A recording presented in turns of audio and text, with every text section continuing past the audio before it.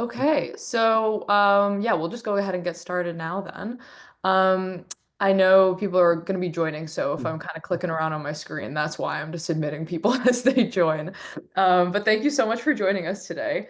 My name is Nina, and I'm the Associate Director of the Tulane Alumni Career Professional Development Office. And so I just want to do a few housekeeping things before I hand it off to Hallie. So please go ahead and just introduce yourselves in the chat and let us know where you're joining from. I kind of love seeing when people join from different places and stuff like that. So that would be great. This session is being recorded and it will be uploaded to our YouTube channel. And I will drop that link in the chat in a second once I'm kind of done chatting.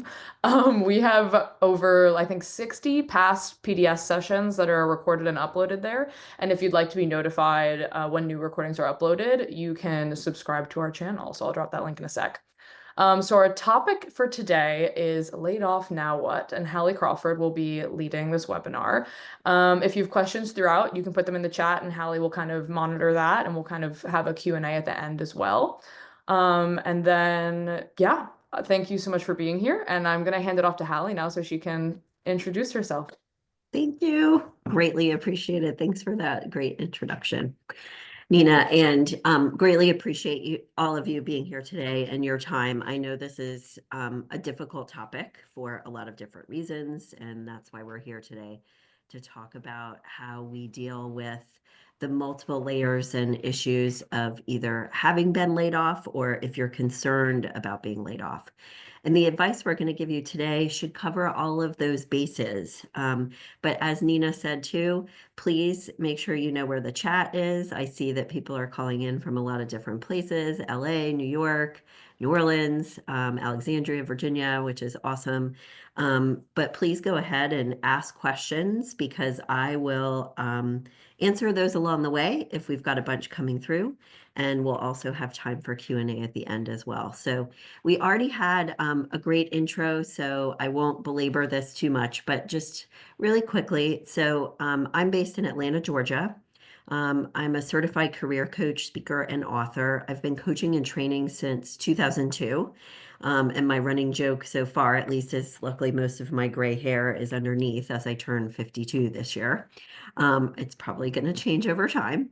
I have an undergraduate degree from Vanderbilt University and a master's degree from the University of Illinois.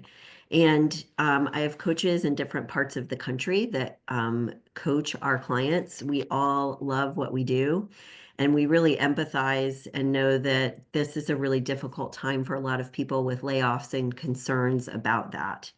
And the advice we're going to give you today as we take a look at this next slide is advice that we give to all of our clients all day long. This is what we do. So we're going to give you a lot of advice, and I don't want you to feel overwhelmed by that. So, what I would suggest is as we progress today, it's a great idea if you would choose one action step that you can take or will take on based on where you are in this process of layoffs and dealing with it based on your situation.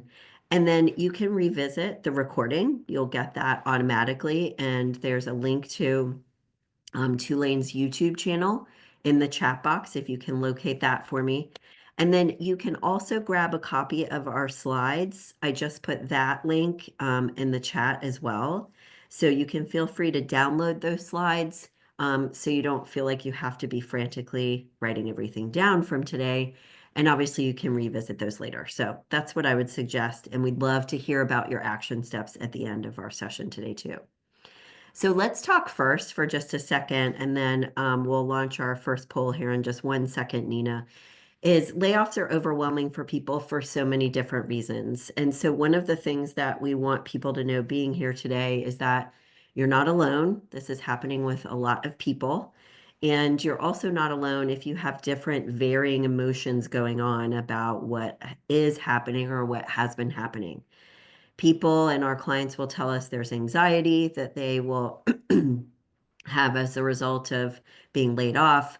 Some people are concerned about their severance, what's that going to look like, etc. Others, understandably, are like, I don't know what to do next, and I feel kind of frozen. There's that emotional toll that goes along with being laid off. And it's also, if you look at the second to last bullet point here, it's completely understandable If you're thinking, okay, I don't know how to conduct a job search in the right way, like things are different these days, or how do I use my time really wisely? So we'll go ahead and launch our first poll if we could. And one of the things while we're doing this that I just wanted to mention is the last bullet here. Job searching, it's a mental game just like anything else is. It's almost like I want you to pretend that you're a professional athlete. When before they, jump in the pool or whatever it is in the Olympics, they're listening to music, they're getting into the right headspace. And so we are going to spend a few minutes of time today on dealing with the emotions related to being laid off because you can't go into a networking event or meeting or career fair or whatever feeling frustrated, angry, all of that. You can't have those things come across. And because job searching takes time, um, it can take an emotional toll on people too. And you need to be able to stay as positive as you can and as much as you possibly can say to yourself, like, look, I've got to be, and this is what I tell our clients. Um, it's almost like I want you to be a machine with your networking, with your applications and everything else, churning out as much like action steps as possible so that you start to get more return sooner than later. And we'll talk more about that as we discuss today.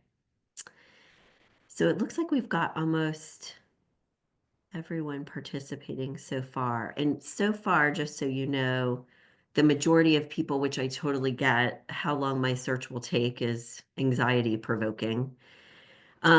This depends on where you're looking, your situation.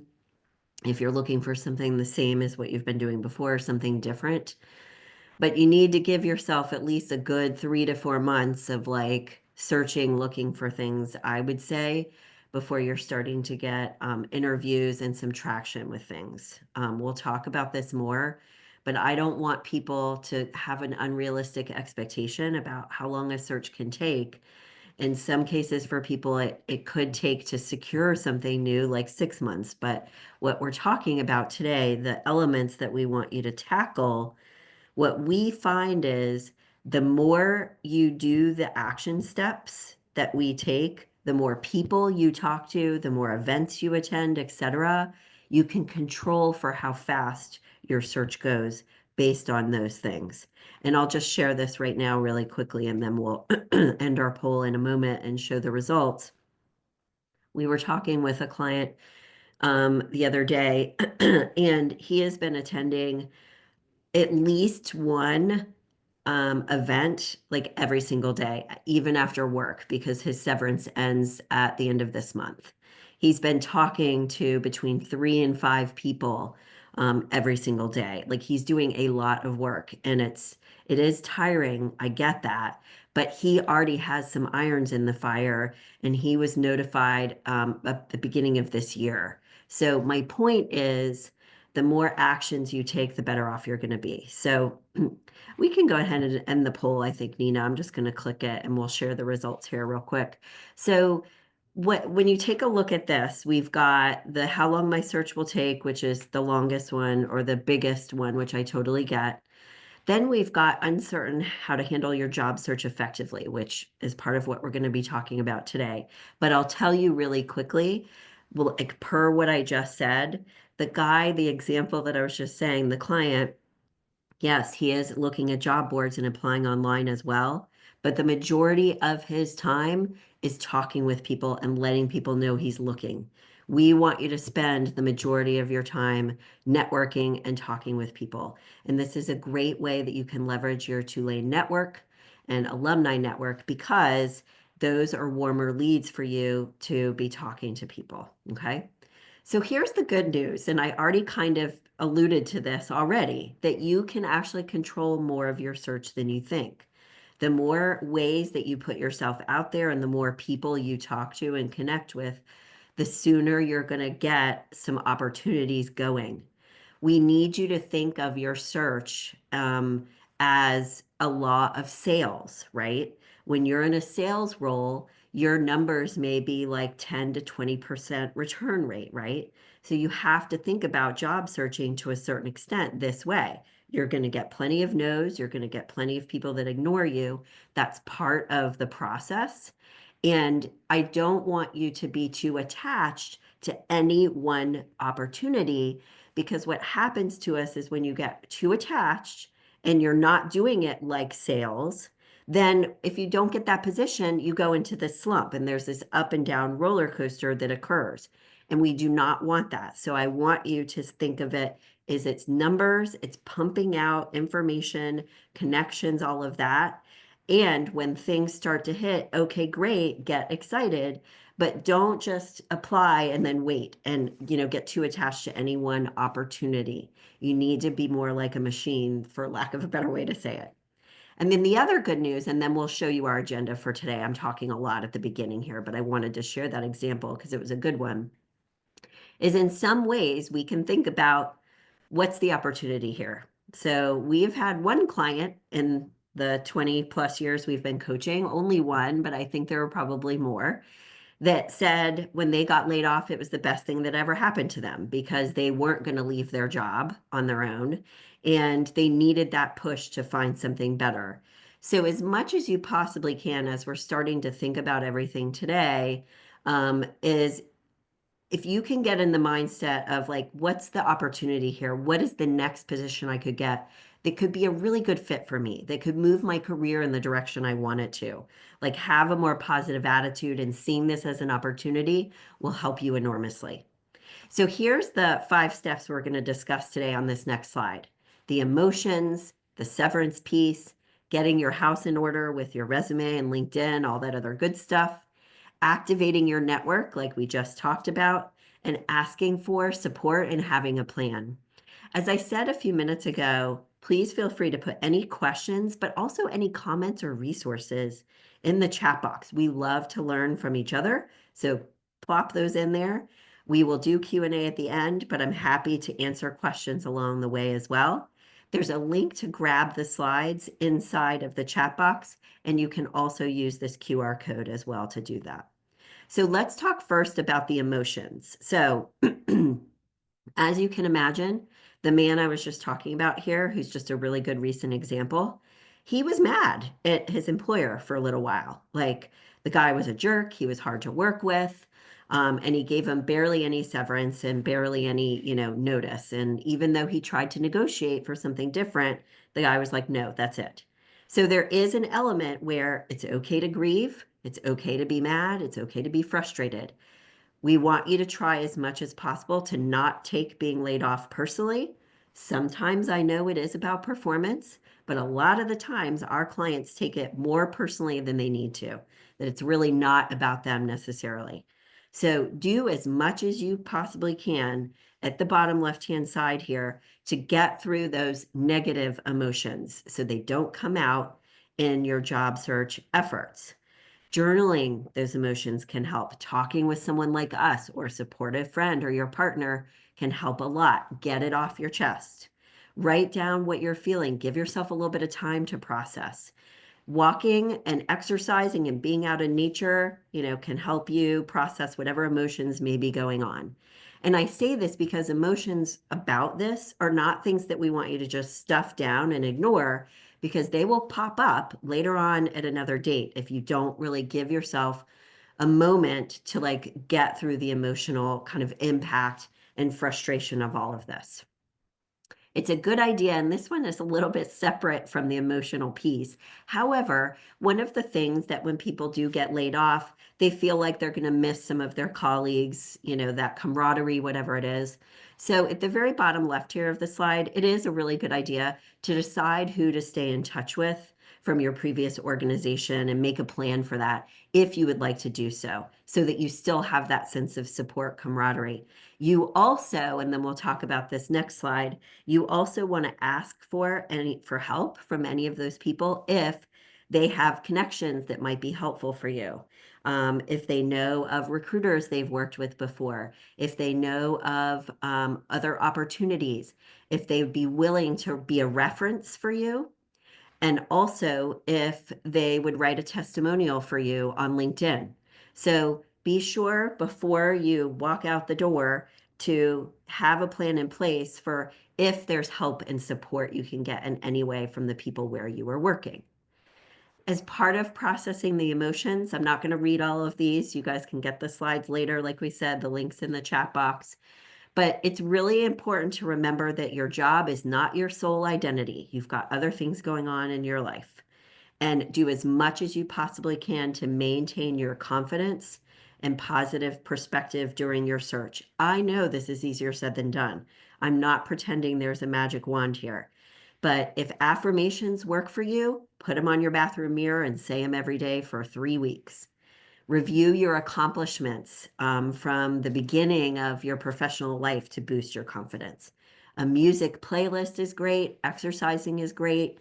Checking in with someone regularly who is a supportive person in your life to help you with your search can help enormously. So, as part of your job search, please, you need to have an action step every day for self-care. It's about the actions, but it's also about the self-care because you all know how it feels. And I'm going to go to the next slide here with some additional quick thoughts.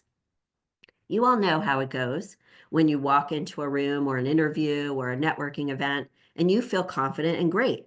It's going to go so much better than if you don't feel that way. So get that support.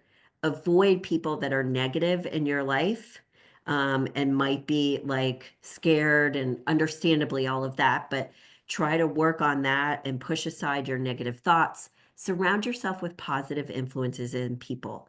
And as part of this, when we're thinking about the emotional piece and we start to talk about things you can do for your search, if you're comfortable doing so, depending on your situation, we have had a lot of clients post on their activity feed on LinkedIn that they're looking for a new position, what they're looking for. They'll, attach their resume, for example, and they're usually so pleasantly surprised by the positive outpouring of support, resources, and help that people get. So that's one of the things you can consider doing on LinkedIn, again, if it makes sense for you. And if you're experiencing any sense of imposter syndrome, which is talked about on this next slide, related to being laid off, like, am I really good at what I do? Do I have value to bring to an employer? You need to tackle that right away as well, because this can impact your confidence. And this, again, is if you review your accomplishments. We have some clients have an accomplishments document on their desktop or a props email folder where they keep all the positive emails they've gotten from colleagues, their boss, or clients in the past. Read those things so that you can get past this and you truly believe in what you bring to the table, because it's going to make a big difference, as we've been saying all along. Now, when we think about a mindset shift to what's the opportunity here, I wanted to talk about our career model for just a second to help you brainstorm alternative career paths or what your next job could be for you.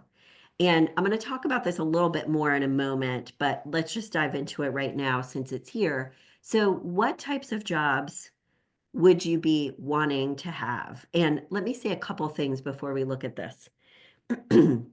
We are always about helping clients and people find their dream job, a job that would be great for them. But we also know when people have been laid off, we have to pay our bills. We can't be sitting there thinking about, oh, this would be great, right? So it's okay, by the way, to have a plan A, plan B, plan C. So plan A could be, I'd really love to have this type of job. I'm going to apply for those and talk with people about those. But I need to have B and C to cast my net wider so I can get something sooner than later. That's acceptable and okay to do. And it's okay if you've got maybe 2 or 3 master resumes for those different directions. We don't want you to have too many more than that because then you're flooded with, way too many resumes. So to brainstorm alternative ideas of jobs you could be qualified for and apply to, we do want you to think about what would be rewarding to you. What are the tasks that you like to perform, but you're also good at with your strengths too? So you can brainstorm ideas based on types of things that you're interested in, whether it's data analysis or event planning or educating, whatever it is. And you can also brainstorm ideas based on your strengths, project management, etc. You can plug those in to AI, for example, and say, what are the jobs related to these types of positions or that leverage these types of strengths? What are jobs that are related to what I've done before? This is where AI can help you enormously as one possible tool. So brainstorm based on interests, based on tasks you like to perform, based on your strengths, even based on your past experience, and maybe education as well. That can give you some additional ideas about what you could be qualified for, but also interested in. And when you are looking at ideas, we do want you to consider choosing and making sure that you're thinking about your personality type, though, too, the right work environment, and obviously the compensation. So when you're using, let's say, AI to brainstorm ideas, it's not going to be pointing out per se or filtering through the right salary for you. That's where you have to do another search to kind of filter those things down. But you can get a lot of ideas. So think of these elements of the ideal career model. And this is something we developed a long time ago for our clients to use kind of as a checklist. Brainstorm ideas here using these pieces, these blocks, then narrow down your ideas because we can't have you trying to go into a job, for example, that's an extroverted or requires you to be an extrovert if you're really introverted or vice versa, things like that. We also do want you to be in the right work environment. We don't want you to get into a toxic work environment, big problem. And then we need you to get paid, right? The amount that you need. So use these last three pieces to narrow down your ideas that you've kind of captured with a bigger net at the very bottom. Okay, we're going to shift back for just a second to the laid off and severance. There's just one slide about this, not because it's not important, but because we know that some people may have already, you might be out of the window to be able to do this. But with severance, always make sure that you ask as many questions as you need to make sure you really understand the terms. And do not hesitate to try to negotiate. Now, they might say no. They might say no to everything. And I get that, but you never know what you might get by asking, A, and B, it can help you understand the process too. And it's kind of like, right, if we don't ask, it's a no automatically. So consider if you can extend, for example, your health coverage. Can you freelance with them for a certain amount of time, even if it's part-time, until they find someone new? Like, see if you can talk with either your boss or HR about, is there anything we can do? Like, can I leave on my LinkedIn profile a little bit longer that I'm employed there? And for example, if an employer or prospective employer contacts you, can you say more than, yes, they worked here from these dates? Could you actually, like, are you allowed to say something positive about my performance? And if HR can't do it, would your boss do it? So trying to negotiate something along the way to see if you can get a little bit more than just, what their blanket, providing you. Larger organizations tend to be a little bit less flexible with this, but sometimes within certain departments or offices, they might be able to have some wiggle room. And I am really curious if anyone on the call today, because I've had these examples before, if you've ever negotiated for something different than anything that's here. So please feel free to share those in the chat, or if you've heard of someone doing that, aside from what's here or any experience with it too, we'd love to hear. So don't just walk away, see if you can negotiate some kind of, agreement with severance. And we've got a couple people saying outsourcing services. That's a great one. I love that. Ask them if you can get that, because that's kind of like what we do is more in depth, but still, Lee Hecht Harrison is great, etc.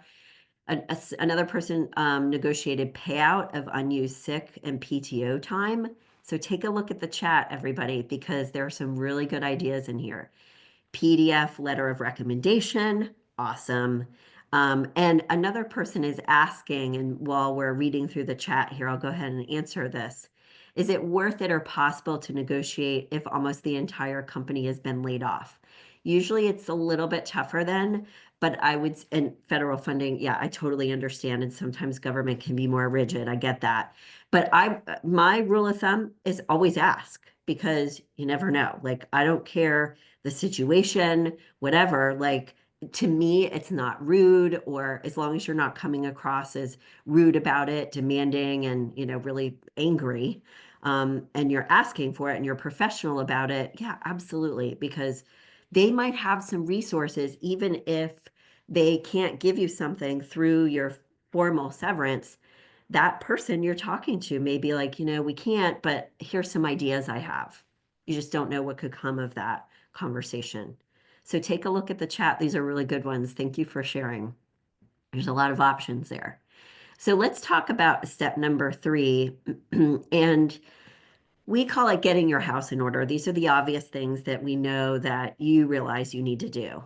But one of the things we reference here, in addition to your resume and LinkedIn, and I think this woman looks a little bit more excited to work on these things than most of our clients do. I don't think we've had anybody say, I love job searching since we've been doing this. People tend to forget working on their elevator speech and what you're going to say during an event or when you're talking with someone. They get through their resume and LinkedIn and you're exhausted, right? Because it's a lot of work. I get that. So please don't forget that really important last nugget of your elevator speech or pitch, because when you are emailing someone to set up time to talk, when you're attending a career fair, attending a networking event, whatever it is, you're going to want to use that. And it needs to come across as sharp, short and sweet, results oriented. You can use AI to get ideas for this. Quick note about AI while we're talking about it more. Do not use AI to write everything for you because it's spitting out the same information for other people. Employers and recruiters tell us they can tell when something has just been strictly written by AI and they don't like it. So it's okay to get ideas, wordsmith things a little bit, or get a base of an idea, and then you change it based on your situation and your language so it sounds like you. So use it, but use it wisely is the bottom line. We already talked about identifying target jobs here, so I'm not going to go through this more, but just remember that if you'd like to get the slides, you can grab those and then print this out and say, okay, let me go through and like do a quick search using each of these pieces as we discussed already. Check the box, put down your ideas, go to the next one. You want to make sure that when you're doing your homework and research that you're staying really organized, because we all know how it is to go down the black hole of the internet, right? And you've lost track of where you were. Copy and paste those links that you want to come back to later. Don't just keep clicking and going down. Be like, okay, I do want to read this page further, copy and paste it. We give our clients an Excel spreadsheet to organize their job search and their research as well. And it's something easy that you can create on your own, where you keep track of your keywords you're using and what you've discovered. Just use Excel. It's really easy to do that. Excel is also really good to help you stay organized with your networking efforts. Who have you spoken to? What did they say? Is there follow-up needed? Contact information, date of connection, all that other good stuff. So let's talk next about tailoring your resume and your LinkedIn profile. Obviously, we can tailor your resume. You can't tailor your LinkedIn profile to every single job, as we all know. So let's talk about resume first. And what's listed on this slide is mostly about resume, but there's a little bit about LinkedIn too. So 2 things to pick up from here.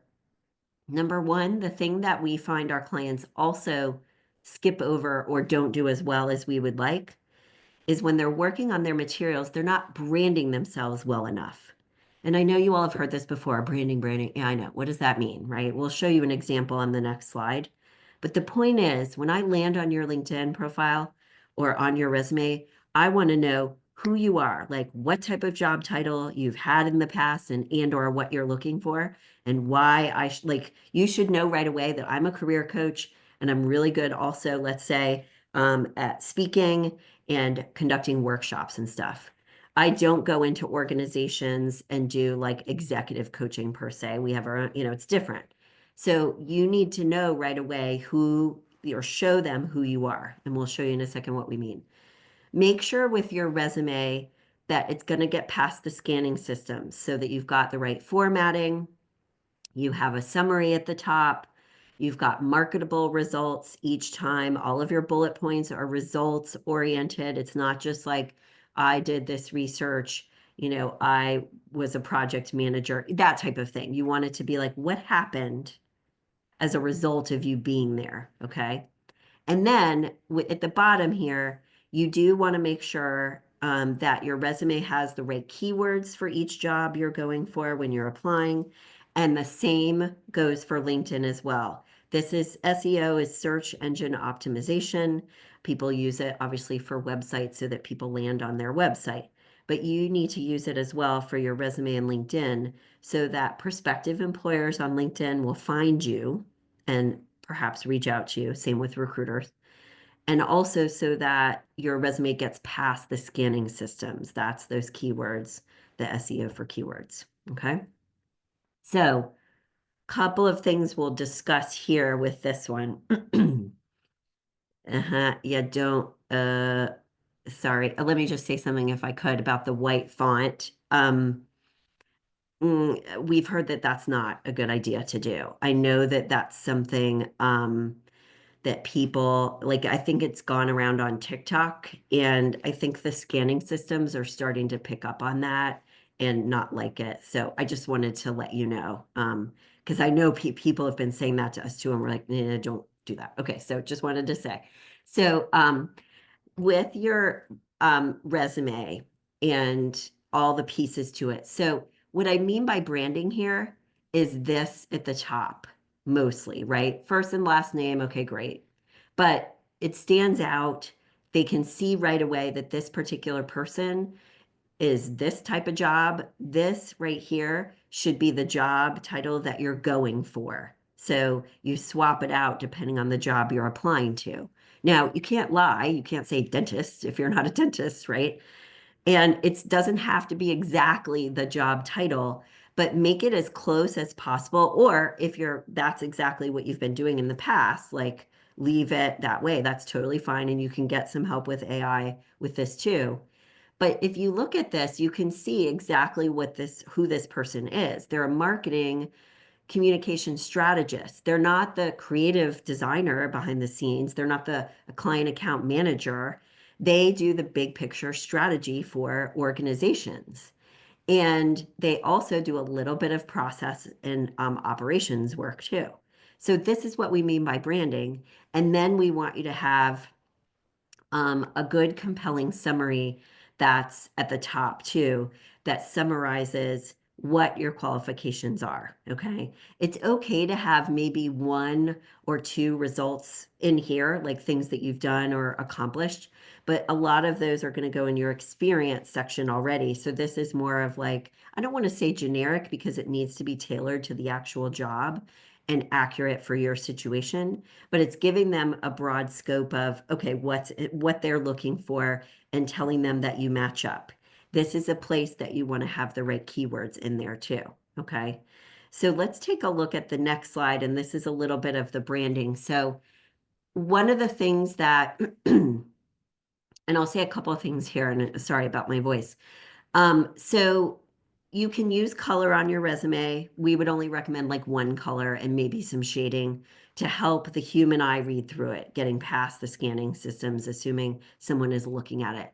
I realize these are small, that where it's not about the content here. I just wanted to show you that again, this is branded. He's got a summary statement. He's got a list of keywords here. This is also for the search engines too, and then professional experience listed below with bullet points, etc. If you find resume templates online, they could be okay, but please be careful with them because some resume templates are not formatted to get past the scanning systems. What we did is we have two templates that we give to our clients, and you can purchase them there. The QR code is here if you'd like. But the point is, we like for our clients to only have like one or two master versions of their resume, meaning they look good and they also will get past the scanning systems. These will do that because we don't want people to have a nice, pretty one that they're going to bring in for the interview, but then here's the other one that it's just a lot of work as it is, and we don't want to add more work. So ideally, you have one or two master versions and that's it. And they look good and contemporary, but they don't have the formatting in the background that can trip up the scanning systems. And that's why we created the ones that we did so that it's more efficient for people. And I saw a question come through. Let me get through this real quick and then I'll answer this one. In terms of the formatting, what you need to be careful about are listed on this slide. Your margins, you don't want them to be too small. You want to use enough white space that it's easy enough for the human eye to read. You don't want to have underlining. You don't want to have tables or columns. You've got to be careful with the formatting again because it might not get past the scanning systems. Okay. So those are the things you want to avoid and be careful about. And we've got a great question that come through. How can someone create a brand with limited work experience? Yes, I totally get that. And I'm sorry you're in this situation. So here's what I would say is it's okay to list projects or classwork, including those things that you worked on while you were in school, jobs that you had while you were in school. So for example, we were working with a recent grad. Yesterday, one of our coaches he only has like two jobs. He was like a server at a restaurant and then an assistant to a contractor, which was his dad. So we had him also include coursework and other things that were relevant or even projects that he worked on too. So you still have a brand, you're still good at things. You just may not have been able to demonstrate those things for the past 20 years, but that doesn't mean that you don't have a brand. As a person and as a professional, you already have strengths and things you're good at personality-wise, etc. I hope that helps as a starting point. Let's talk about resume in terms of employment history for just a moment. The most common and what we recommend to clients are chronological or hybrid. Functional employers and recruiters tend to bulk out a little bit. So what we mean by this is, excuse me, chronological is where your jobs are listed in order, just as we all know, by date order, the most recent one at the top. But the way that you can make your resume a little bit more of a hybrid version, if you're looking to shift into something a little bit different, is you can create categorized bullet points in your experience section and even in your summary section that highlight those transferable skills. And on the next couple of slides here, I think I have an example. I'll make sure I discuss that in a moment too. Let's look at this for a moment and I'll answer a quick question while you guys are reading this next slide. How can someone, oh, I already did that one, sorry. Do you recommend embedded links, clickable links? No, I don't. Clickable links could cause problems for some scanning systems. So make sure that your resume is only text when you're applying online. If you're sending it to somebody via email for networking or whatever, clickable links are great. Leave them in there. But be careful otherwise with the scanning systems. Let's take a look at this next slide here for just a moment. I think we all know this. This is where you can get a little bit of help with AI, making sure that your sentences start with good active verbs. Make sure that you're choosing like 5 to 7 bullet points at the most. We tend to like around 5 bullet points for people's experience section, give or take. And remember, you want to make sure that those are measurable, but also that they're relevant to the job. Don't put stuff in there that's not relevant to the job. Pretend the employer, this is my dumb analogy, is like a dog on a scent. If they want chicken and you throw beef in your resume, they're going to go somewhere else. Okay. So it's always really tailored. And for the layoff gap that you have, it's okay to mention why you were laid off, like budget cuts or whatever it was. We like for people to have something in there versus nothing. Okay. And as part of this, with your LinkedIn profile, a lot of the same things that we've been talking about today apply with related to resume, is making sure that everything's measurable there, that you've got a good branded banner, that you get some recommendations because you can use those to get in front of hiring managers. Make sure that you have keywords on your profile. You can get help from AI with this too. And make sure everything is written properly, grammatically correctly. Okay. I'm going to answer one of these next questions, and we're going to shift gears for just a second related to your elevator speech, and I'm going to give you uh, an example of an elevator speech on the next slide. But we did want to ask you all for this second poll for today, your greatest concern about job searching. And we realize might be similar to the previous answers, but if you could answer that for us, we'd like it. Let me move this over and answer a question. I've accumulated a significant amount of experience updating my resume, keep it limited to 1 page. We usually create 2 page resumes for people unless they're a recent college grad. So go on to those 2 pages. Okay to have gaps on your resume from cherry picking relevant experience. No, I would rather you not have gaps and you just list what the job title was. Maybe you want to massage it a little bit, that would still be accurate, but speak to the jobs you're applying to, and just have those listings be really short. Maybe you've got 1 bullet point, but it's better to have something versus a gap. Another question is if you've had several roles within the same company, being promoted, highlighting different skills, I would just list each of the job titles and then have like what you accomplish with each of those jobs so that you're showing that progression, but have some of the results that you achieved in each of those roles. And as we're working on the poll here, with your elevator speech, we want you to have these things: who you are, what your job title is. I'm an X. This is what I bring to the table, what I'm good at, and I'm looking for ABC. And I'll show you this next slide here. And then I think we've got a good amount for the poll here, so I'll just end it real quick. And Hallie, I had the questions I think out of oh, order. So I shared the wrong one and I was just waiting for a break, sorry. So I'm gonna share the other one and then I'm just gonna like document this so that we can come back to this and I'll like send you the information or whatever. I'm so sorry. oh, don't worry about, you don't need to send it. It's all good. That's It's okay. just getting a sense. And also for people, and don't worry about it, Nina, it's totally fine. It's Okay. also for you guys to know you're not alone. Like a lot of people feel this way. So totally normal to feel that way too. So if you look at this example with this particular person, he would say at an event, I'm an environmental engineer and consultant. He would say the rest of this here and then say what he's looking for. So that's one example of a possible elevator pitch or speech that we like and helped create for someone. But if you read and look through this, it's really short and sweet. And it's like, this is what I know how to do. And not my, I help them manage or work through the environmental compliance minefield, which we can all totally understand that that's probably a lot. Okay. So just wanted to note if anyone feels like they need more help with this, because I totally understand if you do, it's a lot. We have a really good process and way of helping people know where to spend their time with their search, plan accordingly, take the right action steps, and say the right things to people, because that's a big part of the whole thing is what are you saying? I'd be happy to talk with anyone about our services.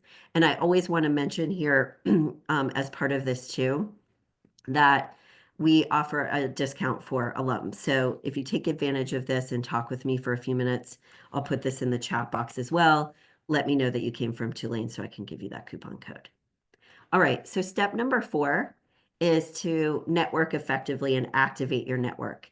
And it looks like, okay, so let's take a look at this for just a second. So the majority of people about job searching are saying, how do I get in front of hiring managers? Part of this is, and Nina, when you get a chance, you can end the poll. Actually, I'll do this and I can share the results because I have control. I love that. This is where I forget sometimes that I do. This is where the search engine optimization is going to be important. This is where your networking is going to be important. And having content like your elevator speech and other things that we teach people about, okay, let me find the person that might be hiring and what do I need to say to them on LinkedIn to get in front of them. So this again is where this networking is a big deal, but you can also in some cases leverage LinkedIn to find who it is to try to message them too. With activating your network, these are all the places where you can Find events to attend, and we want you to, and also people to connect with. Tulane Alumni Association is a big one. I'm not paid to say this. We tell all of our clients this. Industry-specific associations in those meetings can be really, really good too. We've had recruiters and employers tell us that they will go to their industry-specific LinkedIn groups in order to find candidates. So sometimes LinkedIn groups can be good too. So remember we said at the beginning, the more people you talk to, the better off you're going to be. That's what all of this on this next slide is about. And also about this informational interviews concept, where you're talking with people one-on-one. Do you have any advice for me that you could provide to help me put my best foot forward in my search? Okay. Informational interviews or meetings. You can start with people you know to practice with them, get your sea legs a little bit, and then you can start to branch out to other people. It's really good to be organized in advance, have specific questions that you want to ask them and follow up with them. And remember at the beginning, we said this is like sales. Plenty of people aren't going to respond to you, and that's just part of the deal. So the more people you reach out to, the more of these conversations you will get and secure in order to talk to more people to get advice, resources, and suggestions. They might have a recommendation about a recruiter they've worked with before. They might be like, you should attend this networking event. It's really good. They might have some connections that they can make for you. And as part of our last step for today, which is getting support, like we've talked about, having a plan with that Excel spreadsheet, it's really good to have a daily schedule for yourself, which includes self-care, but the action steps that you need to take, how much time you're going to spend on your search every day, staying organized with your networking, all of that other good stuff, because we want you to be able to sit down at your computer every day, pop open your Excel spreadsheet, and you know what you need to do for that day. You've got your master version of your resume that you can tailor for each of the jobs you want to apply to. It makes it as easy as humanly possible because it's a lot of work. Like we get that. So we're always working with our clients on how do we streamline this, have a bucket of content we can use for different purposes, and make it as easy as possible to work through everything. All right. So let's take a look. Okay, 2 pages. Let me go. Oh, here we go. Okay. Um, 2 pages for resume, limited to, yes. So limited to this century. Okay, so if you've got older experience, it's okay to leave that off. However, if you have your dates on your education, there it might look like there's a gap between when you graduated from Tulane and then your first job, for example. So what you can do in that case is just have a quick, like, bulleted list of the 3 or 4 jobs you had. They're older, less relevant, but at least it's not showing a gap. It's going to depend on your situation a little bit. This is why we do, like, we answer questions for clients. It usually takes us a minute to kind of sort through the right situation. But that older experience, yes, correct, is less relevant. Next question. Since the ATS is looking at text, if it can't read links, should we use plain text file? No, you don't need to. Like, for example, the templates that we have, they look good, but the formatting of them is plain text enough that it gets past the scanning systems. So you could do that if it makes you feel better, but you don't have to. Another question, is it common for employers to confirm your work history early on in the interview process? No, it's usually a little bit later. But if you get the sense that they're about to do that, or I would ask them as part of their process when they do that so that you're ready to go, I would cover your bases to be safe. And PDF is the right format to use to email your resume to someone or even upload it. And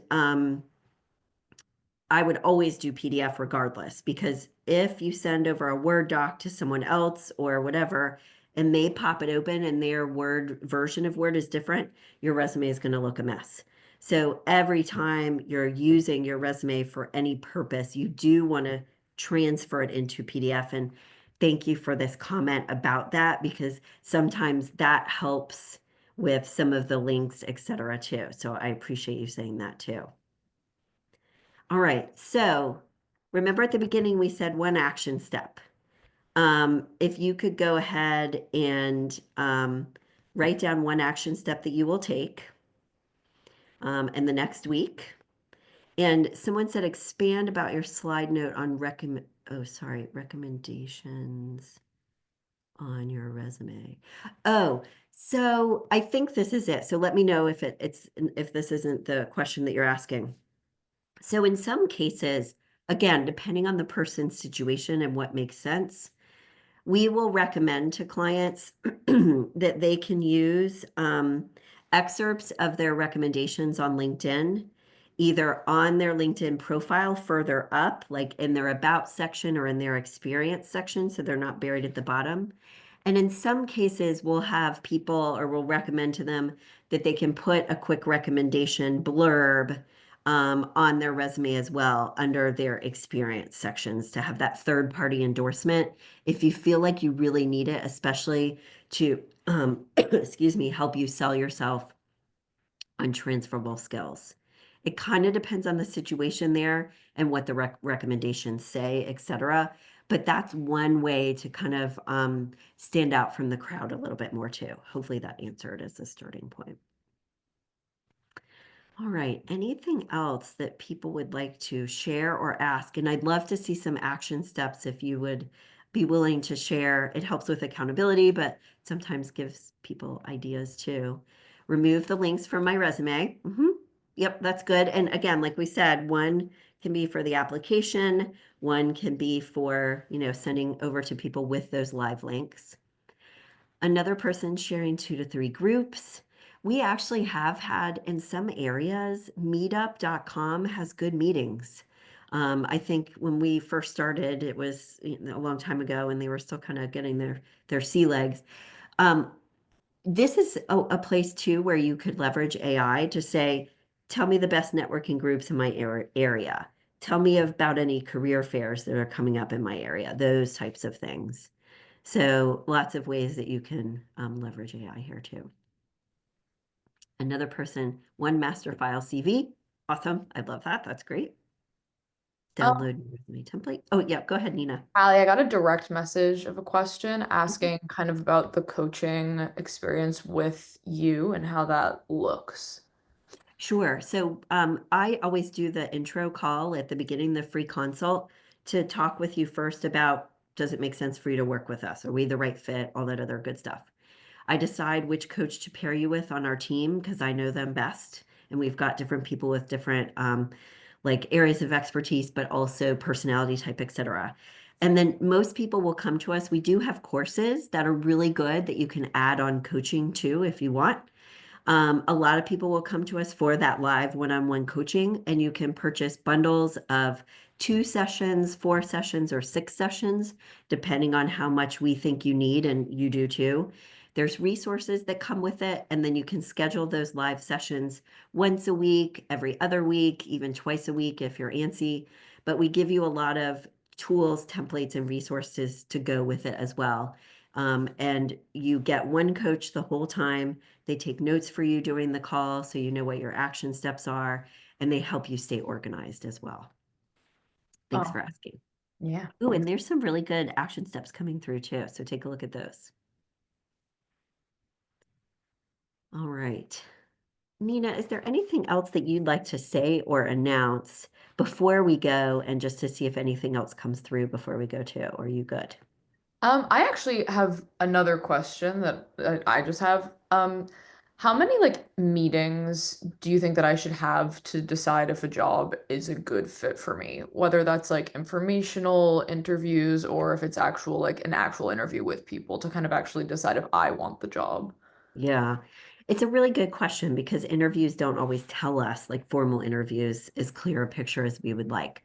So if you're trying to decide between different types of job titles to approach or target or whatever it is, I would at least talk to like 3 or 4 people about what it's really like in that role and in that industry to get a full sense of it in an ideal world. You can also read about things online, and there are also sometimes YouTube videos of a day in the life of X, and you can check those out too. Awesome. Thanks, Hallie. Yeah. In regards to any announcements I have, I will be in all of your inboxes with all this information later to this week probably, so that you'll be able to access this recording and all of the links that Hallie has shared. And if anybody else has any more questions, you can put them in the chat. But yeah, do you have anything else, Hallie? I don't think so. Just try to stay positive, patient, and consistent. Remember, like we said, and I don't like to use this analogy, but it's the best one I could do, is you're like a machine. You churn things out, law of sales, and just focus on that. And then once things start coming through, you can start to get more attached to stuff. And thank you for the kudos in the chat. Grateful to be here too, and I'm glad it was helpful. Yeah, thank you so much, Hallie. This was really awesome. All right. I hope everybody has a good day and good luck with everything. And I'll be in your inbox later this week with all this info. Okay, thanks. Thanks, Good luck, everybody. everybody. Bye. Have a good one.